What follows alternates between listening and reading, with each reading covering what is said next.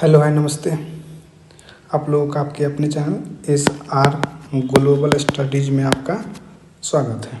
जैसा कि हम लोग जानते हैं कि हम लोग एक साथ मिलकर NCERT का सीरीज स्टार्ट किए हैं, जो जिसमें वही टॉपिक को स्टार्ट किया जा रहा है जिससे संबंधित क्वेश्चन अक्सर पूछे जाते हैं।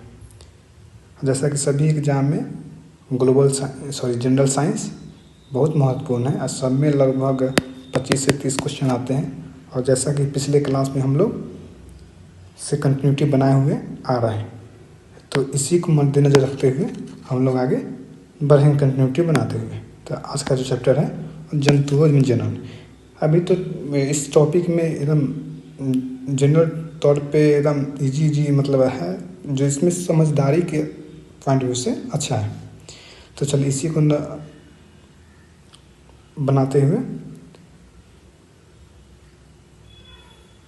इसी को आधार बनाते हुए हम लोग आगे बढ़ NCERT की सीरीज को आधार बनाते हुए हम लोग आगे बढ़ रहे हैं। तो चलिए शुरू करते हैं, आगे बढ़ते हैं।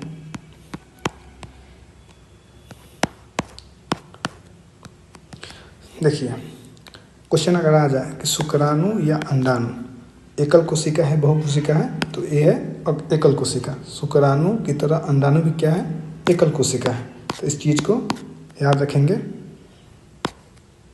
और जो IVF अथवा इन विट्रो निषेचन यानी कृत्रिम निषेचन से जो बच्चा पैदा होता है उसको क्या कहा जाता है, परखनली शिशु। क्या कहा जाता है, परखनली शिशु। आगे बढ़ते हैं और देखेंगे एक क्वेश्चन पूछा जा सकता है, वह निषेचन जो मादा के शरीर के बाहर होता है बाह्य निषेचन कहलाता है। इसमें कौन कौन जीव दिखाई देता है, मेढक, मछली, स्टारफिश। इसमें इसका जो निषेचन होता है वो मादा के शरीर के बाहर होता है, इसीलिए इसको बाह्य निषेचन कहा जाता है। क्वेश्चन आ जाए कि इनमें से कौन से जीव बाह्य निषेचन के अंतर्गत आते हैं, मेढक आ जाएगा, मछली आ जाएगा, स्टारफिश आ जाएगा, और कोई भी जीव उसमें आपको चुनना होगा। तो इस टाइप से याद रखेंगे, मेढक, मछली, स्टारफिश क्या है, बाह्य निषेचन है, यानी वो उसका जो निषेचन होता है। अगला जो चैप्टर है वो है बल तथा दाब। देखेंगे आगे हम बढ़कर इसमें कौन से पॉइंट है जो एग्जाम के पॉइंट ऑफ व्यू से ये क्वेश्चन पूछा जा सकता है कि यदि बल वस्तु की गति की दिशा के विपरीत दिशा में लगाया जाता है तो वस्तु की चाल बढ़ेगी या कम होगी। तो क्या होगी, कम होगी। क्वेश्चन आ जाए कि यदि बल वस्तु की गति की दिशा के विपरीत दिशा में लगाया जाए तो वस्तु की चाल पर क्या प्रभाव पड़ेगा, कम होगी। क्या होगी, कम होगी। अब आगे देखेंगे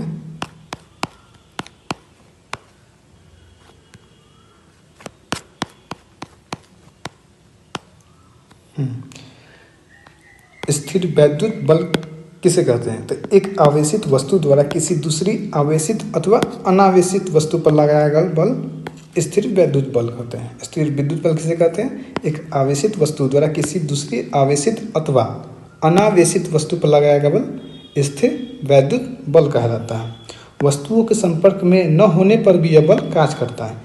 यानी जो वस्तु जो प्रत्यक्ष रूप से संपर्क में न हो रहा है फिर भी वह काम कर रहा है, इसीलिए इसे स्थिर वैद्युत बल असंपर्क बल का एक अन्य उदाहरण है। समझ रहे हैं ना। स्थिर जो विद्युत बल है वो असंपर्क बल का उदाहरण है। कहने का अर्थ इसमें बताया भी गया है कि इसमें जो वस्तुओं के संपर्क में न होने पर भी यह बल कार्य करता है। वस्तुओं के संपर्क में न होने पर भी यह बल कार्य करता है, इसीलिए इसे असंपर्क बल के अंतर्गत रखा गया है। दाब किसे कहते हैं, तो किसी पृष्ठ के प्रति एकांक क्षेत्रफल पर लगने वाले बल को दाब कहा जाता है। दाब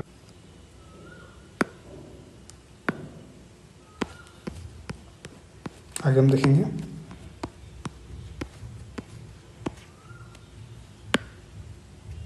बल का परिमाण तथा दिशा दोनों होता है। बल कौन सी राशि है, सदिश राशि। बल सदिश राशि है। क्वेश्चन पूछा जाता है कि बल कौन सी राशि है, तो सदिश राशि। द्रव तथा गैस बर्तनों की दीवार पर दाब लगाते हैं। देखा जाता है कि किसी बर्तन में जब द्रव रखा जाता है तो उस पर क्या लगता है, उसके दीवार पर जो जो या किसी ड्राम में रखा जाता है द्रव को यानी पानी को, तो जो चारों तरफ से जो घिरा रहता है उस पर क्या लगता है, पानी का दाब लगता है। क्लास क्या है तो उसमें उतने अच्छे ज़्यादा बढ़ा चढ़ा कर नहीं दिखाया गया होगा, तो देखेंगे जितना पॉइंट है उसी को ध्यान में रखते हुए।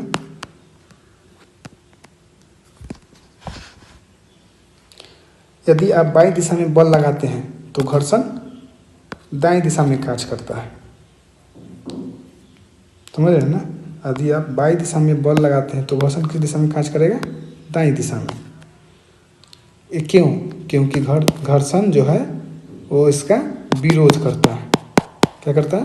विरोध करता है। देखिए, घर्षण बल सदैव भी लगाया गया बल का क्या करता है, विरोध करता है। आगे हम देखेंगे।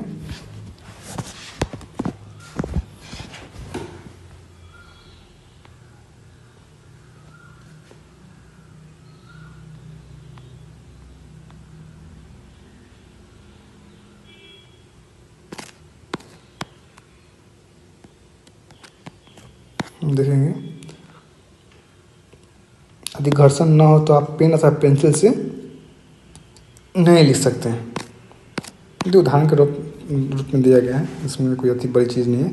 यदि कोई वस्तु गति आरंभ कर दे तो वह कभी नहीं रुकेगी यदि वहाँ घर्षण ना हो।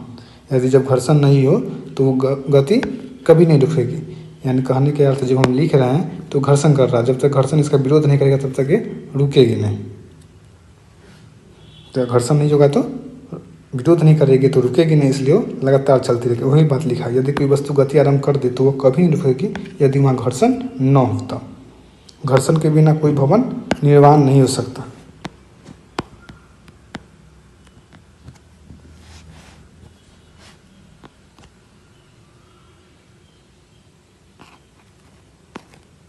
आगे हम देखेंगे, घर्षण कम करने वाले पदार्थों को क्या कहते हैं, स्नेहक। क्या कहते हैं? घर्षण कम करने पदार्थों को स्नेहक कहते हैं। कुछ मशीनों में स्नेहक के रूप में तेल का उपयोग न करने की सलाह दी जाती है। स्नेहक के रूप में तेल का उपयोग न करने की सलाह दी जाती है। जब एक वस्तु किसी दूसरी वस्तु के पृष्ठ पर लुढ़कती है तो उसकी गति के प्रतिरोध को लोटनिक घर्षण कहते हैं। ठीक, जब एक वस्तु किसी दूसरी वस्तु के पृष्ठ पर लुढ़कती है तो उसकी गति के प्रतिरोध को लोटनिक घर्षण कहते हैं। लोचन घर्षण कम कर देता है। ये PYQ है। ये भी PYQ में क्वेश्चन पूछा हुआ है। लोटनिक घर्षण सर्पी घर्षण से अधिक हुआ कम होता है, कम होता है। लोटनिक घर्षण सर्पी घर्षण से क्या होता है, कम होता है। इसलिए अधिकांश मशीनों में सर्पण को बॉल बियरिंग के उपयोग द्वारा लोटन में प्रतिस्थापित किया जाता है। इसलिए अधिकांश मशीनों में सर्पण को बॉल बियरिंग के उपयोग द्वारा लोटन में प्रतिस्थापित किया जाता है। छत के पंखों तथा साइकिल में धुरी तथा नाभियाँ हब के बीच बॉल बियरिंग का उपयोग करके इसका सामान्य उदाहरण है। PYQ में पूछा हुआ है। तरलों द्वारा लगाया गया घर्षण बल को क्या कहा जाता है, कर्षण। तरलों द्वारा लगाया गया घर्षण बल को क्या कहा जाता है, कर्षण भी कहते हैं। किसी तरल पर लगने वाला घर्षण बल इसकी तरल की सापेक्ष गति पर निर्भर करती है। किसके सापेक्ष गति पर निर्भर करती है, तरल के। घर्षण बल वस्तु की आकृति तथा तरल की प्रकृति पर भी निर्भर करता है। घर्षण बल वस्तु की आकृति तथा तरल की प्रकृति पर भी निर्भर करता है। क्वेश्चन आ गया, घर्षण बल निम्नलिखित में किस पर निर्भर करता है, तो वस्तु की आकृति तथा तरल की प्रकृति पर भी निर्भर करता है। ये भी PYQ है।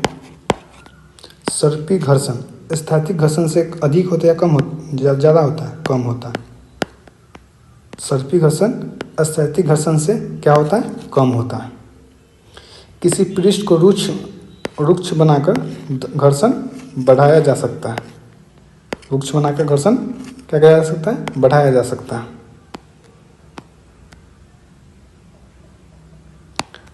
जब कोई वस्तु किसी अन्य वस्तु पर लोटन करती है तो लोटनिक घर्षण कार्य करना आरंभ कर देता है। लोटनिक घर्षण सर्पी घर्षण की अपेक्षा कम होती है।